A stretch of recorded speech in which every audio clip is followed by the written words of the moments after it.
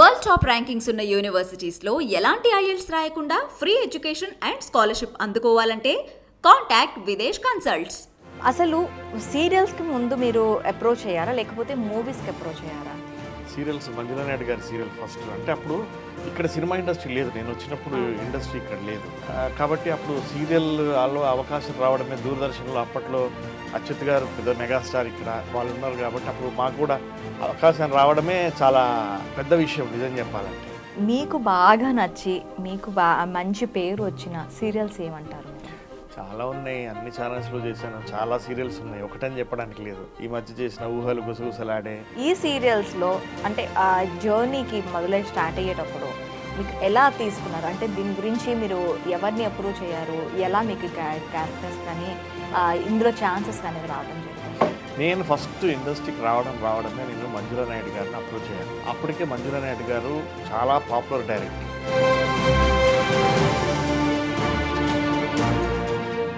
All of the sudden పాలిటిక్స్లోకి entry ఇచ్చారు. ఏ పాయింట్ బాగా పాలిటిక్స్లో ఎక్కడ ఎక్కువగా అట్రాక్ట్ అయ్యారు?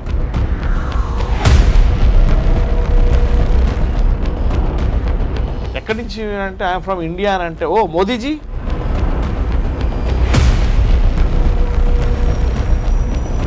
ఎవడు పడితే వాడు మాట్లాడేసి ఊరికనే నోరుంది కదా అని మాట్లాడేస్తే అది కరెక్ట్ కాదు. నమస్తే, వెల్కమ్ టు ఐ డ్రీమ్. నేను మీ మాధురి. బుల్లితెరని వెండితెరని ప్రేక్షకుల్ని అలరిస్తూ అలాగే తన రాజకీయ ప్రస్థానాన్ని కొనసాగిస్తున్నారు. ఇటు బీజేపీ ఎండోన్మెంట్ సెల్ స్టేట్ మెంబర్గా ఉంటూ అలాగే యోగి ఆదిత్యనాథ్ స్థాపించిన విశ్వ హిందూ మహాసంఘ్ తెలంగాణ స్టేట్ వర్కింగ్ ప్రెసిడెంట్గాను కల్చరల్ ప్రెసిడెంట్గా వ్యవహరిస్తున్నారు. మనతో పాటు ఉన్నారు వైభవ సూర్య గారు. ఆయన్ని అడిగి తన బుల్లితెర అలాగే వెండితెర విశేషాలు, ఇప్పుడు రాజకీయ ప్రస్థానంలో అడుగు పెట్టారు కాబట్టి రాజకీయ విశేషాలు ఇవన్నీ కూడా అడిగి తెలుసుకుందాం. Hello sir. జై శ్రీరామ్. ఎలా ఉన్నారు? చాలా బాగున్నాను సార్. ఫస్ట్ మీరు మీ ఇది ఒకసారి లైఫ్ జర్నీలోకి వెళ్దాము. స్టార్టింగ్ అసలు సీరియల్స్కి ముందు మీరు అప్రోచ్ అయ్యారా లేకపోతే మూవీస్కి అప్రోచ్ అయ్యారా? సీరియల్సే ముందు అప్రోచ్ అయ్యాను. సీరియల్స్ మంజులా నాయుడు గారి సీరియల్ ఫస్ట్. అంటే అప్పుడు ఇక్కడ సినిమా ఇండస్ట్రీ లేదు, నేను వచ్చినప్పుడు ఇండస్ట్రీ ఇక్కడ లేదు కాబట్టి అప్పుడు సీరియల్లో అవకాశం రావడమే దూరదర్శన్లో. అప్పట్లో అచ్యుత్ గారు పెద్ద మెగాస్టార్, ఇక్కడ వాళ్ళు ఉన్నారు కాబట్టి అప్పుడు మాకు కూడా అవకాశం రావడమే చాలా పెద్ద విషయం నిజం చెప్పాలంటే. అశోక్ కుమార్ గారు ఉన్నారు, అప్పట్లో చేసిన ఆర్టిస్టులు అశోక్ కుమార్ గారు, అచ్యుత్ గారు, అశోక్ రావు గారు, శృతి గారు, వీళ్ళంతా పెద్ద పెద్ద ఆర్టిస్టులు అప్పటికి. సో మా ఎంట్రీ అప్పటికే స్టార్ట్ అవుతుంది అనమాట, కెరీర్ స్టార్ట్ అవుతుంది కాబట్టి అప్పుడు సీరియల్స్ చేయడమే చాలా పెద్దగా అనిపించేది. ఇండస్ట్రీ మొత్తం చెన్నైలో ఉండేది అప్పుడు. సో అప్పుడు సినిమా గురించి పెద్ద అవగాహన కూడా లేదు నాకు. సీరియల్స్ కూడా అక్కడే చేసేవారా? చెన్నైలోనే షూటింగ్స్ అవి జరిగేవా సీరియల్స్కి? అంటే ఫస్ట్ ఈటీవీ అక్కడ ఉన్నప్పుడు చేశారు. ఓకే. జెమినీ కూడా అక్కడే చాలా మటుకు చెన్నైలోనే జరిగింది. జెమినీ సీరియల్స్ కూడా అక్కడే జరిగినాయి, జీ కూడా అక్కడే జరిగేది. ఈ మధ్య కాలంలో ఒక 10-15 years నుంచి హైదరాబాద్లో జరుగుతున్నాయి. అంటే అక్కడికి ఇక్కడికి మీకు తేడా ఏమైనా కనిపిస్తుందా? చెన్నైకి కానీ హైదరాబాద్కి కానీ ఇక్కడికి వచ్చిన తర్వాత సీరియల్ కానీ మూవీస్లో కానీ ఎక్కువ అవకాశాలు ఉన్నాయంటారా? అవకాశాల విషయంలో నాట్ ఓన్లీ యూ, అంటే ఇప్పుడు చెన్నై నుంచి హైదరాబాద్కి మూవ్ అవ్వాలని చెప్పి ప్రతి ఒక్కరూ బలంగా కోరుకున్నారు, అది మూవ్ అయ్యింది. సో అవకాశాల విషయంలో అప్పుడు తెలుగువారు అంటే కొంచెం వెనక్కి ఉండేవి అవకాశాలు, ఇప్పుడు ఆ అవకాశాలు అనేవి పెరిగాయి అంటారా? ఇంకా తగ్గాయి. ఎందుకంటే అప్పుడు మేమున్నప్పుడు కొంతవరకు తెలుగు వాళ్ళకి ఆపర్చునిటీస్ ఎక్కువ ఉన్నాయి.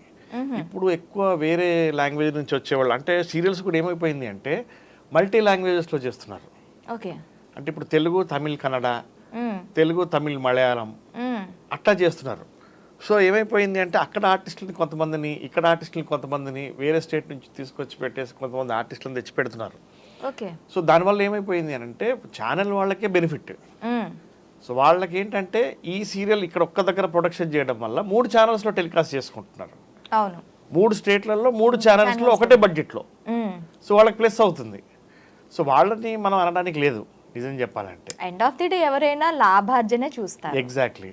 కాబట్టి వాళ్ళది కూడా మిస్టేక్ లేదు.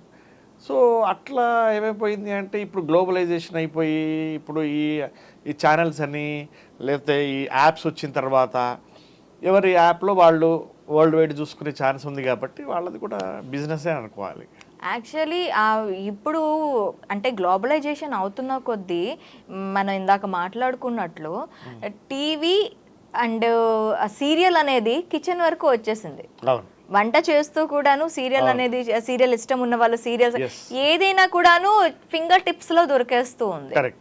సో ఆ ఎఫెక్ట్ అంటే మీకు కంప్లీట్ గా ఒక ఏంటంటే మీరు వంటగది వరకు వెళ్ళిపోయారు. ఎస్. సో మీకు ఎలా అనిపిస్తూ ఉంటుంది ఒక్కోసారి సీరియల్స్ మూవీస్ కానీ చూస్తూ ఉన్నప్పుడు, మీ మూవీస్ కానీ మీ సీరియల్స్ కానీ చూస్తూ ఉన్నప్పుడు ఒక్కసారి మీ ఎదుగుతున్న క్రమం ఇప్పుడు దాదాపు 80 సీరియల్ దాటి చేశారు, 40 సినిమాలు. సో ఇందులో మీరు ఏం నేర్చుకున్నారు అంటే ఏం చెప్తారు? ఇక్కడ నేర్చుకోవడం కంటే ఏముంటుంది అంటే కాంపిటేటివ్ వరల్డ్ ఇది. రోజు రోజుకి ఇంకా కాంపిటీషన్ పెరుగుతూనే ఉంటుంది కూడా. ఎందుకంటే ఇక్కడ కార్పొరేట్ అయిపోయిన తర్వాత డెఫినెట్గా ఏముంటుంది అని అంటే కాంపిటీషనే పెరుగుతుంటుంది. అవును. సో దాంట్లో నిలదొక్కోవడం అనేది క్వాలిటీ తగ్గిపోయిందంటారా? లేదు, క్వాలిటీ పెరిగింది. ఇంకా క్వాలిటీ పెరిగింది అంటే నటనకి చేయటానికి కూడా క్వాలిటీస్ ఉంటాయి కదా సార్. ఇప్పుడు నార్మల్గా మనం ఒక సన్నివేశాన్ని మనకున్న నవరసాల్లో చూపించవచ్చు ఒక సన్నివేశం. సో ఇది చూపించటంలోని ఏమైనా మిస్ అవుతున్నాము అనిపిస్తూ ఉంటుందా మీకు? మిస్ అవ్వడం కంటే ఇప్పుడు ఏమైపోయిందంటే ఆర్టిస్టుల పర్ఫార్మెన్స్ కంటే ఎక్కువ కంటెంట్ చూస్తున్నారు జనాలు. ఓకే. అసలు స్టోరీలో ఏం జరుగుతుంది, అసలు ఎవరితో మాట్లాడుతున్నారు, ఎవరి ఇంట్లో ఏం గొడవ అవుతుంది, అత్తమ్మ కోడలు కొట్లాడుకుంటున్నారా, లేదంటే వీళ్ళతో వాళ్ళకి అఫేర్ ఉందా, కంపారిజన్ తప్ప ఇక్కడ ఆర్టిస్టుల పర్ఫార్మెన్స్ పెద్దగా జనానికి లేదు. కంటెంట్ చూస్తున్నారు వాళ్ళు, ఏం జరుగుతుంది, ఏం జరగబోతోంది అనే ఒక ఇంట్రెస్టింగ్ క్రియేట్ చేస్తే చాలు. పర్ఫార్మెన్స్ ఎట్లున్నా కూడా సరిపోద్ది. పెర్ఫార్మెన్స్ కి ఇక్కడ ప్రాబ్లం లేదంటారు పెర్ఫార్మెన్స్ తో? ఇంతకు ముందు ఉన్నంత లేదు ఇప్పుడు. ఓకే. ఇంతకు ముందు అంటే వాళ్ళు ఒక షాట్ చేయాలి, ఒక సీన్లో పర్ఫామ్ చేయాలి అని అంటే 4-5 టేకులు తీసుకునేవాళ్ళు డైరెక్టర్స్. ఇప్పుడు అట్లా లేదు. అంటే అప్పుడున్న పరిస్థితుల్లో అప్పుడు అది కరెక్ట్, ఇప్పుడున్న పరిస్థితుల్లో ఇది కరెక్ట్. ఓకే. మీకు బాగా నచ్చి మీకు మంచి పేరు వచ్చిన సీరియల్స్ ఏమంటారు మీరు? చాలా ఉన్నాయి, అన్ని ఛానల్స్లో చేశాను, చాలా సీరియల్స్ ఉన్నాయి, ఒకటని చెప్పడానికి లేదు. ఈ మధ్య చేసిన ఊహలు గుసగుసలాడే, దేవతతో మీకు బాగా వచ్చింది. దేవత, కార్తీక దీపం, తర్వాత ఈటీవీలో చేసిన నాగాస్త్రం, ఇట్లా చెప్పుకుంటూ పోతే చాలా సీరియల్స్ ఉన్నాయి, మంచి సీరియల్స్, పేరు వచ్చిన సీరియల్స్. అంటే ఇప్పుడు మీరు జనాల్లోకి వెళ్తున్నప్పుడు కానీ అంటే ఎవరైనా మీకు ఆడియన్స్ మీ సీరియల్స్ చూస్తున్న మీ ఫ్యాన్స్ మీకు ఎదురైనప్పుడు ఎలా అనిపిస్తూ ఉంటుంది వాళ్ళ రిసీవింగ్ కానీ వాళ్ళతో మాట్లాడుతూ ఉన్నప్పుడు?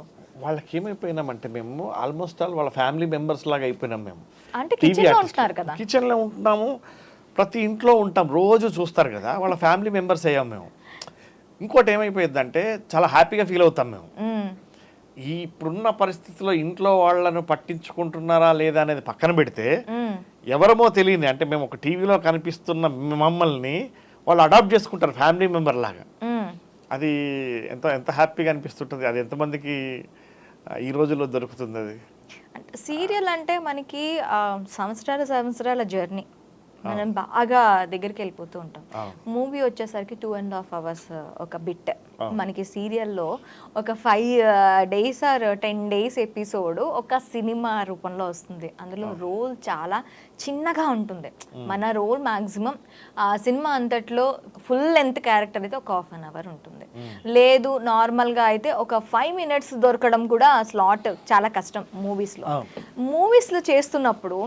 ఈ క్యారెక్టర్ చేస్తూ ఉంటే నాకు బాగా అనిపించింది, ఇలాంటి క్యారెక్టర్స్ చేస్తే బాగుంటుంది, నేను ఈ క్యారెక్టర్లో నన్ను చూసుకోవడం బాగుంటుంది అనిపించే క్యారెక్టర్ ఏది ఇప్పుడు వరకు మీరు చేసిన దాంట్లో?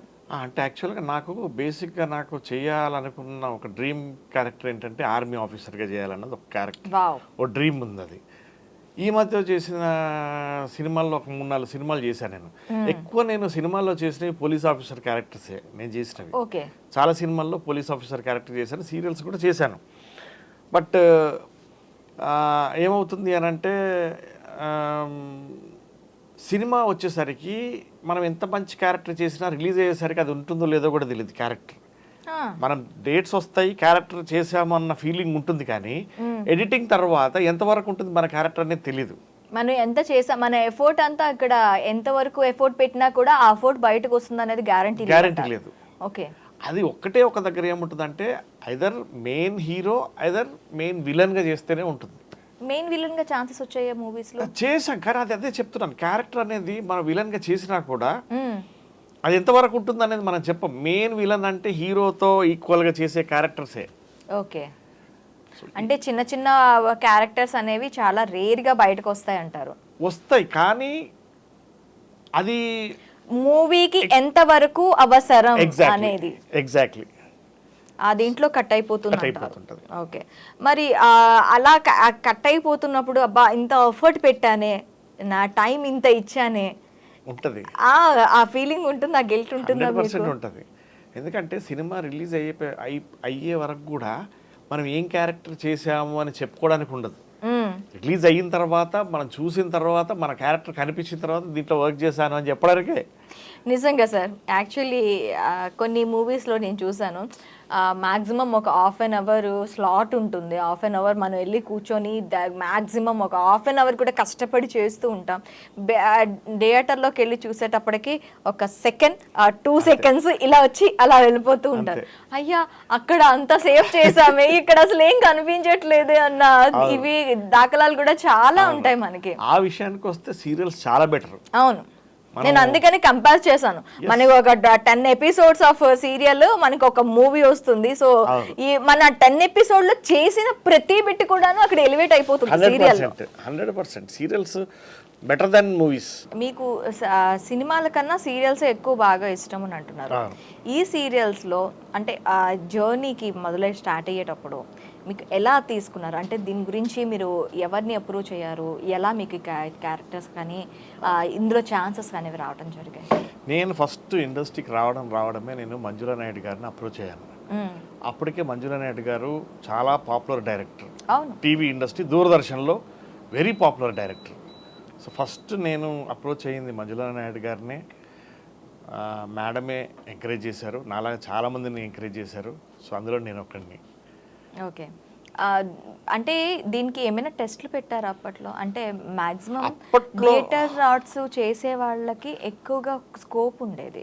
అప్పట్లో థియేటర్ ఆర్ట్స్ అనేది పెద్దగా ఎలివేషన్ లేదు నిజం చెప్పాలంటే. అప్పుడు పెద్దగా ఏదో 2 డైలాగ్స్ ఇచ్చి చెప్పించేసి స్క్రీన్ టెస్ట్ చేసి ఈ క్యారెక్టర్కి సెట్ అవుతుందా లేదా అని చెప్పేసి చేయడమే తప్ప కంపల్సరీగా థియేటర్ ఆర్టిస్టే రావాలి ఉండాలి అనేది అప్పటికి. ఎందుకంటే ఇక్కడ ఇండస్ట్రీయే పెద్దగా లేదు, అప్పటికి పెద్దగా లేదు ఇండస్ట్రీ ఇక్కడ.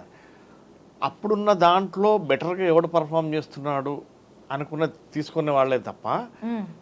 ఇంకోటి ఏంటంటే అప్పుడు టీవీలో సినిమాలో చెయ్యాలని వచ్చిన వాళ్ళు చాలా తక్కువ మంది. ఇప్పుడు కాంపిటీషన్ ఉంది, కానీ అప్పుడు పెద్ద కాంపిటీషన్ లేదు. ఇప్పుడు సోషల్ మీడియాలు పెరిగిపోయి ప్రతి ఒక్కళ్ళు ఇప్పుడు సెలబ్రిటీ. సోషల్ మీడియాలో ప్రతి ఒక్కళ్ళు సెలబ్రిటీ అయిపోతున్నారు. సో కాబట్టి ఇప్పుడు టీవీలో సినిమాలో వస్తేనే సెలబ్రిటీ అన్నట్టు లేదు. సోషల్ మీడియాలో ఇన్స్టాగ్రామ్లో రీల్స్లో చేసేసుకుంటే వాళ్ళు కూడా సెలబ్రిటీసే. అవును, సెలబ్రిటీ స్టేటస్ అనేది చాలా ఈజీగా వచ్చేస్తుంది. సో వాళ్ళని అనడానికి లేదు, పాపం వాళ్ళు ఏదో వాళ్ళకి ఇష్టమైనది చేసుకుంటున్నారు, జనాలు చూస్తున్నారు, సెలబ్రిటీ అయిపోతున్నారు. సీరియల్స్ చేస్తూ మూవీస్కి వెళ్ళారు. అవును, మూవీస్లో ఎలా ఛాన్సెస్ వచ్చాయి? మూవీస్లో నేను యాక్చువల్గా ఈ సీరియల్స్ చేస్తున్నప్పుడు ఏంటంటే యాక్చువల్గా నేను వచ్చింది సినిమా కోసం అయినా కూడా నాకు రూట్ తెలియదు ఫస్ట్.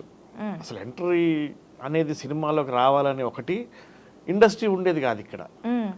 అప్పుడప్పుడే కొంచెం స్టార్ట్ అవుతుంది. నేను టీవీ చేస్తూ ఆల్మోస్ట్ ఒక 6-7 years తర్వాత సినిమాలు ట్రై చేశాను. ఓకే, చేసినప్పుడు ఏమైపోయింది అని అంటే ఎన్ఆర్ఐ నుంచి వచ్చిన ఒక director come producer Subhash Ambati గారు అని చెప్పేసి ఆయన ఒక సినిమా చేస్తున్నారు. హైదరాబాద్ ల్యాండ్ మాఫియా మీద ఒక సినిమా చేస్తున్నాను అని చెప్పేసి అన్నారు. ఆడిషన్స్ జరుగుతున్నాయి అంటే నేను వెళ్ళాను. నేను వెళ్ళిన తర్వాత వాళ్ళు చాలామంది ఆడిషన్స్ పిలిచారు, ఆడిషన్స్ చేస్తున్న క్రమంలో నేను ఇంకొక అతను ఇద్దరిని సెలెక్ట్ అయ్యాం దాంట్లో హీరోలుగా. ఇది 2000లో జరిగింది ఇది. సో దాంట్లో హీరోగా చేశాను నేను. సిటీ అని హైదరాబాద్ ల్యాండ్ మాఫియా మీద చేసిన సినిమా అది. ఓకే. సో ఆ తర్వాత అప్పుడు కొంచెం అవగాహన రావడము, తర్వాత నేను హీరోగా చేసిన తర్వాత వేరే సినిమాల్లో యాక్ట్ చేద్దాం అనుకుంటే నువ్వు హీరోగా చేసావు, క్యారెక్టర్లు ఎందుకు చేయడం అనడం, ఇదో ప్రాబ్లం. మళ్ళీ హీరోగా చేసిన తర్వాత ఇదో ప్రాబ్లం ఉంటుంది మళ్ళీ సినిమాల్లో. ఓకే. నువ్వు హీరోగా చేసావు కదా, మళ్ళీ చిన్న క్యారెక్టర్లు ఎందుకు చేయడం, హీరోగా చేసిన తర్వాత హీరోగానే ట్రై చేయడం. సో దీంతో ఒక 3 సంవత్సరాలు పోయింది నాకు. మళ్ళీ నన్ను ఆదుకున్నది సీరియల్సే. ఓకే. ఫైనాన్షియల్ ఇదైపోతుంది కదా. సో సీరియల్స్లో మళ్ళీ చేయడం, మళ్ళీ సినిమాలు ట్రై చేయడం, అక్కడ పోయిన తర్వాత ఇంకా మనకు సినిమా హీరోగా పెద్దగా రావు అని చెప్పేసి క్యారెక్టర్స్ చేసుకుంటూ రావడం సినిమాల్లో. ఓకే. సినిమాల్లో ఛాన్సెస్ రావటమే హీరోగా వచ్చింది. సీరియల్స్లో ఎందుకు మరి విలన్గా కనిపించడం మొదలు పెట్టారు? అక్కడ ఎందుకు? ఇప్పుడు మీరు చెప్పారు అచ్యుత్ గారు కానీ, ఇంకా అశోక్ రావు గారు కానీ, మాక్సిమం అందరూ కూడాను హీరోస్ కానీ, ఆ తర్వాత వచ్చిన ప్రభాకర్ గారుగా కూడా ఎక్కువ హీరోగానే కనిపించారు. ఎక్కడ కూడాను నెగిటివ్ క్యారెక్టర్స్ అనేవి వాళ్ళు చూస్ చేసుకోలేదు. మీరెందుకు నెగిటివ్ వైపు వెళ్ళారు? నాకు నిజం చెప్పాలంటే నేను చాలా సీరియల్స్ హీరోగా చేశా, కానీ నెగిటివ్ క్యారెక్టర్లో ఉన్నంత పర్ఫార్మెన్స్ హీరోగా పెద్దగా ఉండదేమో అనిపించింది నాకు. కష్టపడాలంటారా నెగిటివ్ క్యారెక్టర్కి పర్ఫార్మ్ చేయడానికి? కష్టపడడం కాదు, పర్ఫార్మెన్స్ చేయడానికి మనం డిఫరెంట్గా పర్ఫామ్ చేసుకుంటే ఒక్కొక్క క్యారెక్టర్ విలన్ క్యారెక్టర్ అయినా కూడా ఆ క్యారెక్టర్కి తగ్గట్టుగా మనం మోల్డ్ చేసుకుంటూ చేయడం అనేది వేరేగా ఉంటుంది. గెటప్లు కానీ, పర్ఫార్మెన్స్ కానీ, మేనరిజం కానీ. ఓకే. హీరో అంటే ఒకే మేనరిజం ఉంటుంది, కాకపోతే ఈ విలన్ కి మాత్రం డిఫరెంట్ మేనరిజమ్స్ ఉంటాయంటారు. సో పర్ఫార్మెన్స్ ఏదైనా చేయాలి అంటే villain character is the best అంటారు. నేను ఇప్పుడు దేవత సీరియల్ చేసినప్పుడు దాంట్లో నేను నా సొంతంగా నేను మేనరిజం పెట్టుకున్నాను. నేను అదేంటంటే మామూలుగా హీరోయిన్ కనిపించినప్పుడు ఇలా కాలు రెగడేయడం, అది. తర్వాత ఈ మధ్య జీలో టెలికాస్ట్ అయిన సీరియల్లో అదేంటి ఊహలు గుసగుసలాడే, దాంట్లో హీరో కనిపించినప్పుడు ఇలా అనడం. సో కొన్ని ఆ మేనరిజం నా సొంతంగా నేను చేసుకోవాల్సి వచ్చింది. ఓకే. అది అలో చేస్తారా సీరియల్స్ లో? అలా చేస్తారు, ఎందుకు చేయరు? ఇది ఇలా చేసా అనుకుంటే కొన్ని రిస్ట్రిక్షన్స్ ఉండవు. విలన్ అనే క్యారెక్టర్ కి రిస్ట్రిక్షన్స్ ఉండవు. ఎంత చేసుకుంటే అంత బాగా పర్ఫార్మెన్స్ స్కోప్ ఉంటుంది. హీరోకి రిస్ట్రిక్షన్స్ ఉంటాయి, కొన్ని హీరోకి కొంచెం రిస్ట్రిక్షన్స్ గా ఉంటాయి. కొంచెం అక్కడతోనే ఆ క్యారెక్టర్ ని అలానే చూపించాలి, అది కంప్లీట్ డైరెక్టర్ ఇంట్రెస్ట్ అయిపోతుంది హీరో అనేది. సో ఇప్పుడు కంప్లీట్గా సినీ నుంచి మూవీస్, తర్వాత సీరియల్స్ నుంచి మూవీస్ నుంచి సీరియల్స్, ఇలా రొటీన్ చేస్తూ ఆల్ ఆఫ్ ది సడన్ పాలిటిక్స్లోకి ఎంట్రీ ఇచ్చారు. ఏ పాయింట్ బాగా పాలిటిక్స్లో ఎక్కడ ఎక్కువగా అట్రాక్ట్ అయ్యారు? నాకు మొదటి నుంచి కూడా నేను బేసిక్గా చదువుకుంది నా ప్రైమరీ సరస్వతి శిశు మందిర్లో చదువుకున్నాను నేను. ఓకే. బేసిక్గా సరస్వతి శిశు మందిర్ అంటే ఒక భావజాలం ఉంటుంది. ఏంటంటే దేశం కోసం అని కానీ ఆ మొదటి నుంచి కూడా నేర్పించే ఆ భావజాలం ఉంటుంది సరస్వతి శిశు మందిర్లో. ఆ రూట్సే వేరేగా ఉంటుంది. అవును. సో ఇప్పుడుంత కాన్వెంట్ ఇదంతా అయిపోయింది, కానీ అప్పుడున్న ఇదేంటంటే కొంచెం దేశం అని, ధర్మం అని అది ఉంటుందన్నమాట. సో నేను చదువుకోవడమో ఇంకోటో తెలియదు, కానీ ఇప్పుడు మోదీ గారు చేస్తున్న పనులు కానీ, లేదంటే బీజేపీ ప్రభుత్వం ఈ రోజుల్లో ఏమైపోయింది అని అంటే, ఒకప్పుడు వేరే కంట్రీకి పోతే వేర్ ఆర్ యూ ఫ్రమ్ అని అంటే ఇండియా అని అంటే ఇండియానా అనేవాళ్ళు. ఇప్పుడు ఎక్కడి నుంచి అంటే ఐఎమ్ ఫ్రమ్ ఇండియా అని అంటే ఓ మోదీజీ అంటున్నారు. ఓకే. సో ఏమైపోయింది అంటే ఈరోజు ఒక కంట్రీ పేరే ఒక ప్రధాని పేరు వినిపిస్తే స్టేజ్కి తీసుకొచ్చారు. మోదీ అంటే ఇండియా, ఇండియా అంటే మోదీ అంటారు. ఎందుకంటే ఒక ఉక్రెయిన్లో వార్ జరుగుతుంటే ఓన్లీ ఒక భారతదేశం జెండా పట్టుకొని అక్కడి నుంచి ఇక్కడి వరకు రాగలిగారు. ఓన్లీ వాళ్ళు అక్కడి నుంచి వస్తుంటే మోడీ గారు యుద్ధం ఆపండి అని చెప్పేస్తే ఆపే స్టేజ్ అంటే ఏ ప్రధానమంత్రి వరల్డ్లో ఇప్పటివరకు ఎవరు చేయలేదు. మోడీ గారు ఒక్కరే చేశారు. ఒకటి. రెండోది ఏంటంటే మన జెండా పట్టుకొని పాకిస్తాన్ వాళ్ళు కూడా వచ్చారు అక్కడి నుంచి బయటకి. ఆ యుద్ధం నుంచి తప్పించుకొని వాళ్ళ కంట్రీస్కి రావాలి అని అంటే ఓన్లీ బికాస్ ఆఫ్ మోడీ గారు. ఈరోజు పాకిస్తాన్లో కూడా మోడీ గారు మా ప్రధానమంత్రి అయితే బాగుంటుంది అని చెప్తున్నారు అని అంటే ఆ ఎఫెక్ట్ ఎంత ఉందనేది అర్థం చేసుకోవచ్చు. ఓకే.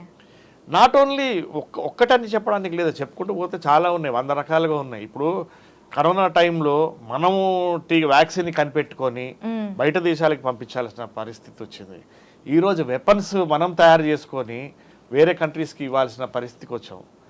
ఈరోజు చాలామంది మొన్నటి వరకు ఏమన్నారంటే మనము యాప్స్ పెట్టుకొని గూగుల్ పే, ఫోన్పే అంటే ఎవరికి తెలుసు, గూగుల్ పే అంటే ఫోన్పే, చాయ్ దుకాణం వాడి దగ్గర పోతే ఆడికి పేర్లు గీళ్ళు అంటే ఏం తెలుస్తాయి, అసలు తెలీదు, కూరగాయల వాడి దగ్గరకు పోతే ఏం తెలుస్తాయి అని అన్నారు. కానీ ఈరోజు రూపాయి కూడా ఫోన్పే ద్వారా గూగుల్ పే ద్వారా చేస్తున్నారు అంటే ఓన్లీ బికాస్ ఆఫ్ మోడీ గారు. వాళ్ళకి ఏం చదువు వస్తుంది, మొబైల్ చేతిలో ఉంటుంది, ఫోన్ మాట్లాడుకుంటుంది అని అనుకున్నారు. కానీ ఈరోజు వాళ్ళే చెప్తున్నారు చేంజ్ ఉందమ్మా అంటే గూగుల్ పే చేయి, ఫోన్పే చేయి అంటున్నారు. సో అంటే టెక్నాలజీలో ఎంత ముందుకు పోయాము అనేది మోడీ గారి వల్ల. ఇప్పుడు ఫర్ ఎగ్జాంపుల్ చెప్తాను, ఇదే కరోనా టైంలో ఒకవేళ గూగుల్ పే, ఫోన్పే లేకపోయిండుంటే చాలా వరకు తొందరగా ఇంకొంచెం ఎక్కువ మంది ఎఫెక్ట్ అయ్యేవారు. ఇంకొంత కాదు, దాదాపు సగం మందికి అయ్యేది. ఎందుకంటే మనము ప్రపంచంలోనే హైయెస్ట్ పాపులేషన్ ఉన్న కంట్రీ. అవును, తక్కువ చిన్న కంట్రీ కాదు, హైయెస్ట్ పాపులేషన్. ఇప్పుడు చైనాను కూడా దాటి వచ్చిన కంట్రీ మనది. సో దానికి ఏమైపోతుందంటే వైరస్ అనేది ముట్టుకుంటేనే అది ఎఫెక్ట్ అయ్యే వైరస్. అది బ్యాంకులలో పోయి నిలబడలేము, ఏటీఎంలో పోయి నిలబడలేము, ముట్టుకోలేము, ఈవెన్ డోర్ని ముట్టుకోవాలన్నా కూడా వైరస్ వచ్చే పరిస్థితుల్లో మనం ఈరోజు ఇంట్లో కూర్చొని ఒక ఫోన్ బిల్ కానీ, సిలిండర్ బిల్ కానీ, కరెంటు బిల్ కానీ, లేదంటే టీవీ బిల్ కానీ ఇంట్లో కూర్చొని మనము ఫోన్పేలు, గూగుల్ పేల మీద చేశాము అని అంటే అది ఓన్లీ బికాస్ ఆఫ్ మోడీ గారు. ఓకే, ఇది ఫ్యాక్టా కాదా? అవును. సో ఇవన్నీ మనం అర్థం చేసుకొని ఊరికనే ఎవడు పడితే వాడు మాట్లాడేసి ఊరికనే నోరుంది కదా అని మాట్లాడేస్తే అది కరెక్ట్ కాదు. ఈరోజు ఇంకొకటి కూడా ఏంటంటే మోడీ గారి వల్ల 500 సంవత్సరాల తర్వాత రామ జన్మభూమి అంటే రాముడికే ఒక ఇల్లును కట్టించాడు అని అంటే అది ఒక మోడీ గారి ఇది కాదు, భారతదేశ ప్రజల పూర్వజన్మ సుకృతం అనుకోవాలి. నిజంగా ఇప్పుడు మనం మోదీ గారిని చూస్తున్నాము అని అంటే ఇప్పుడున్న ప్రజల అదృష్టం. నిజంగా అలాంటి ప్రధానిని చూడగలుగుతున్నాము అంటే వీఆర్ లక్కీ ఫెలోస్. మళ్ళీ భవిష్యత్తులో చూస్తామో అంటే లేదో రాముడి తెలియదు. తర్వాత మోదీ అంటారా? సుపరిపాలన ఇవి రాముడికి ఎగ్జాంపుల్ గా చెప్తూ ఉంటారు కదా. అయి ఉండొచ్చు, డెఫినెట్గా అయి ఉండొచ్చు. ఎందుకంటే ఇప్పటి వరకు మనం ప్రాక్టికల్గా తీసుకుంటే వరల్డ్లో ఇండియా ప్రైమ్ మినిస్టర్ గురించి మాట్లాడుకున్న ప్రైమ్ మినిస్టర్ ఎవరు? ప్రపంచం మొత్తము ఒక ప్రైమ్ మినిస్టర్ గురించి మాట్లాడడం, ఒక ప్రైమ్ మినిస్టర్ని ప్రేస్ చేయడం, విశ్వగురు అని మాట్లాడడం ఎప్పుడైనా చూసామా మనం? ఈ జనరేషన్లో ఎస్పెషల్లీ లేదు. That is what Modiji. Okay. అయితే బీజేపీ ఎండోన్మెంట్స్ స్టేట్ మెంబర్గా ఉంటున్నారు మీరు, కమిటీ మెంబర్గా. సో అది అక్కడ వరకు వెళ్ళగలిగారు? బీజేపీలో నేను కార్యకర్త, అది పదవులని కాదు, ప్రతి ఒక్కళ్ళు కార్యకర్తనే. మోదీ గారే చెప్తారు నేను కార్యకర్తనే అని. సో ప్రతి ఒక్కడు బీజేపీలో పనిచేసి ఉన్న ప్రతి ఒక్కళ్ళు పదవులు ఉన్నా కూడా కార్యకర్తలు ఇక్కడ. సో ఇక్కడ పని చేసుకుంటూ పోయేవాడు ప్రతి ఒక్కడికి కూడా గుర్తింపు అనేది 100% ఉంటుంది. అది ఒక బీజేపీలో మాత్రమే సాధ్యం. వేరే పార్టీలో పైరవీలు ఉండొచ్చు, లేదు అని అంటే ఇంకోటి ఉండొచ్చు, కానీ బీజేపీలో పనిచేస్తే మాత్రమే ఇక్కడ గుర్తింపు ఉంటుంది. పని చేసుకుంటూ పోవడమే మనం ఇక్కడ. సో ఎండోమెంట్ సెల్లో నాకు ఇవ్వడం అనేది నిజంగా కూడా దేవాదాయ శాఖకు సంబంధించింది, ధార్మిక పరిషత్కి సంబంధించింది. ఏంటంటే చాలా మట్టుకి ఇప్పుడు భూములు అన్యాక్రాంతం అయిపోతున్నాయి, అంటే కబ్జాలు చేసేస్తున్నారు, భూములు వేరే వాళ్ళ చేతుల్లోకి వెళ్ళిపోతున్నాయి. ప్లస్ ఇంకోటి అంటే పూజారులకి ఏమైపోతుందంటే పని లేదు, పాపం చాలామందికి లేదు, పని లేదు, శాలరీస్ ఇవ్వలేని పరిస్థితుల్లో ఉన్నారు. శాలరీస్ లేవు వాళ్ళకి, వాళ్ళు ఎట్లా బతుకుతారు? వాళ్ళది వృత్తే వాళ్ళకి పూజలు చేయడము అయినప్పుడు, వాళ్ళకి పూజలే లేనప్పుడు వాళ్ళకి పూజారికి ఏం పని ఉంటుంది పాపం. సో దీనివల్ల మా సెల్ ద్వారా మేము అటు పూజారులకు కానీ, లేదంటే ఈ ఎండోమెంట్ ల్యాండ్స్ కానీ, లేదు అని అంటే వాళ్ళకి ఎంప్లాయ్మెంట్ కానీ ఇప్పించడానికి మా వంతుగా మేము ప్రయత్నం చేస్తాం, ఫైట్ చేస్తాం. ఓకే. ఇప్పటి వరకు ఎంతమందిని సేవ్ చేయగలిగారు? అది రీసెంట్గా మాకు మొన్ననే ఒక 1 month అయింది. ఈ యాక్చువల్గా ఎండోమెంట్ సెల్ లేదు బీజేపీలో, రీసెంట్గా స్టార్ట్ చేశారు. ఓకే. సో ఆ రీసెంట్గా ప్లాన్ చేసేసి ఇప్పుడు ఎలక్షన్స్ ఉన్నాయి కాబట్టి ఎలక్షన్స్ అయిపోయిన తర్వాత ఇప్పుడు చేయడానికి ఉండదు, ఏం అంటే ఎలక్షన్ కోడ్ ఉంది కాబట్టి ఏం చేయడానికి ఉండదు. దాని తర్వాత కార్యాచరణ అనేది స్టార్ట్ చేద్దాం అనుకుంటున్నాం. ఓకే. యోగి ఆదిత్యనాథ్జీకి మీకు ఉన్న ర్యాపో ఏంటి? నాకు యోగి ఆదిత్యనాథ్ గారికి ఏ ర్యాపో లేదు. మరి ఒక స్టేట్ విశ్వ హిందూ పరిషత్ స్టేట్ కన్వీనర్గా మీరు విశ్వ హిందూ మహాసంఘ్, సో దానికి మీరు ఒక కన్వీనర్గా ఉన్నారు. సో స్టేట్ వర్కింగ్ ప్రెసిడెంట్గా ఉన్నాను అండ్ కల్చరల్ ప్రెసిడెంట్గా ఉన్నాను. ఓకే. సో అది కూడా ఏంటంటే అది కూడా హిందూ ధర్మానికి సంబంధించింది అవుతుంది. అది విశ్వ హిందూ మహాసంఘ్ అనేది అది పూర్వ అధ్యక్షులు యోగి ఆదిత్యనాథ్ గారు. ఇది ఇప్పుడు మహంజీ చేతిలోకి వెళ్ళింది. ఇప్పుడు అది అంటే ఆదిత్యనాథ్ గారు సీఎం అయిన తర్వాత మహంజీ అని ఉన్నారు, మహారాష్ట్రలో ఉంటారు, ఆయన ప్రెసిడెంట్గా ఉన్నారు. ఇప్పుడు యోగి ఆదిత్యనాథ్ గారి అండర్లో ఉంటుంది అది. ఓకే. సో దాన్ని ఏంటంటే రేపొద్దున్న భవిష్యత్ ప్రధానమంత్రిని కూడా మనం చూడబోతున్నాం కాబట్టి ఆ గ్రౌండ్లో ఆ క్రమంలో అందరినీ ఇప్పటి నుంచే ప్రిపేర్ చేసుకుంటున్నారు. ఓకే. సో మహాంజీకి మీకు ఉన్న ర్యాపో ఏమైనా ఉందా? వాళ్ళందరూ ఊరికనే కలిసేవాళ్ళు కాదు, మాట్లాడేవాళ్ళు కాదు. ఓకే. మనం చేసే పనులు ఒకరి నుంచి ఒకరికి చెప్పడం వల్ల వాళ్ళ దాకా వెళ్తుంటుంది. వాళ్ళు కూడా ఊరికనే ఏదో వాళ్ళన్నీ ఎంక్వైరీ చేసుకొని అన్నీ చూసి సోషల్ మీడియా కానీ యూట్యూబ్లు కానీ ఇవన్నీ చూసిన తర్వాత వీడు ఏం పని చేశాడు, ఏం పని చేస్తున్నాడు, ఏం పని చేయగలడు అన్న తర్వాతనే ఇక్కడ ఎంట్రీ ఉంటుంది. ఓకే. మరి విశ్వ హిందూ మహాసంఘ్కి సంబంధించి ఎలాంటి వర్క్స్ చేస్తారు? ఇది అంటే ఇది ఇంతకు ముందుదైతే ఎండోన్మెంట్ సెల్ ఇది అయితే ఈ మధ్య 1 month అవుతుందని చెప్పారు. అది కూడా సేమ్ 1 month అవుతుంది. అది నాకు యాక్చువల్గా నాకు అది వచ్చిన తర్వాత 2 daysకే వీళ్ళు ఫోన్ చేశారు నాకు, ఎవరు? విశ్వ హిందూ మహాసంఘ్ నుంచి. ఓకే. 2 daysకి ఫోన్ చేసేసి మేము ఇలా అనుకుంటున్నాం, మీరు ఇలా తెలంగాణకు పనిచేస్తారా అంటే డెఫినెట్గా అంతకంటే అదృష్టం ఏముంటుంది. సో చేస్తాను సార్, డెఫినెట్గా చేస్తాను. సో అక్కడి వరకు వెళ్ళటానికి మీకు ఏది తోడైందంటారు మ్యాక్సిమం? నిజంగా అంటే అక్కడ వరకు అంటే ఇప్పుడు ఒక ప్రెసిడెంట్ లెవెల్కి ఇప్పుడు విశ్వసింగ్ మహాసంఘ్కి ప్రెసిడెంట్, విశ్వ హిందూ మహాసంఘ్ దీనికి ఒక ప్రెసిడెంట్గా ఉంటున్నారు, ఇక్కడ committee member, so BJP endowment సెల్కి. సో ఇక్కడ వరకు వెళ్ళడానికి అంటే నాట్ ఈజీ, సెంట్రల్ లెవెల్లో ఇది చేయడానికి నాట్ ఈజీ. మీలో ఏ క్వాలిటీ చూసి మీకు అక్కడి వరకు తీసుకెళ్ళారు? కమిట్మెంట్. కాషాయం అంటేనే కమిట్మెంట్. ఓకే. సో కమిట్మెంట్ ఉండి అది చూసి వాళ్ళు, సో మనం చేసే పని వాళ్ళకి ఒకటే, ఇక్కడ కాషాయం అన్నా బీజేపీ అన్నా కమిట్మెంటే. ఈ రోజుల్లో మోదీ గారిని చూస్తున్నాం, ఆయన కమిట్మెంట్ అంటే భవిష్యత్తులో వేరే ప్రధానమంత్రిని ఊహించుకోవడానికి కూడా కష్టంగా ఉండే అంత పనిచేస్తున్నారు ఆయన. 10 సంవత్సరాల నుంచి ఒక్కరోజు కూడా హాలిడే తీసుకోకుండా, ఒక జ్వరం అనేది లేకుండా, ఒక ఫ్యామిలీ లేకుండా, ఆయనకంటూ పర్సనల్ లైఫ్ లేకుండా కమిట్మెంట్ దేశం కోసం 18 నుంచి 20 గంటలు పనిచేస్తున్న ఏకైక ప్రధానమంత్రి ప్రపంచంలో ఆయన ఒక్కడే. ఓకే. ఇప్పుడేవో కొంతమంది ఆ ప్రధానమంత్రి వస్తాడేమో, వేరే పార్టీ ప్రధానమంత్రి అంటున్నారు, కానీ ఊహించుకోవడం చాలా కష్టమైంది భవిష్యత్తులో. ఓకే. మోదీ తర్వాత ఇంకా వేరే ప్రధానమంత్రిని చూడలేమంటారు. కంపారిజన్ స్టార్ట్ అవుద్ది. ఓకే. అంటే ఆయన ఇన్ని గంటలు పనిచేసేవాడు, ఆయన ఇది చేశాడు, ఈయన ఏం చేస్తున్నాడు అనేది స్టార్ట్ అవుతుంది. ఊహించుకోవడమే కష్టంగా. మోదీ ముందు, ఆఫ్టర్ మోదీ, బిఫోర్ మోదీ అన్నట్టు తయారవుతుంది అంటారు. ఆఫ్టర్ మోదీ, బిఫోర్ మోదీ, అంతే.